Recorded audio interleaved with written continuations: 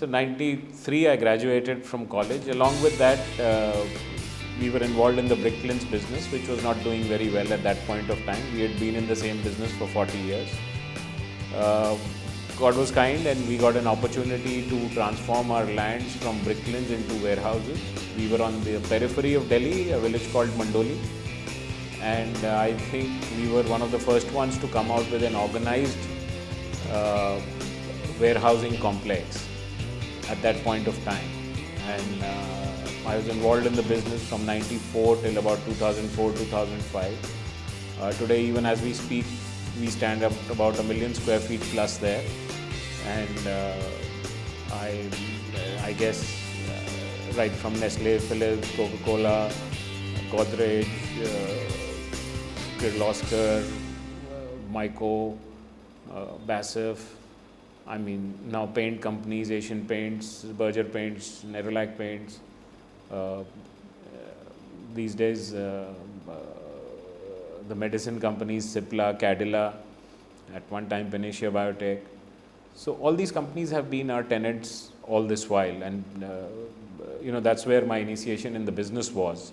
And then 96, 97 I started MJ Warehousing, which was that time 3PL was a very fancy word, so you can call it a CNF agent plus transportation company. We still run that company, by the way. And that's how I got initiated into the logistics business. What does MJ stands for? Melaram Jaswant-Rai. So Jaswant-Rai is the Melaram Jaswant-Rai. Jaswant-Rai. Yeah, these are family names, father and grandfather. So usually all good boys used to, form companies on their names of their father and grandfather. So our previous company, which is the Bricklins company, was known as Harichand Melaram, right? So again, my father put it on the name of his father and grandfather. So the same way I took the initials and I started.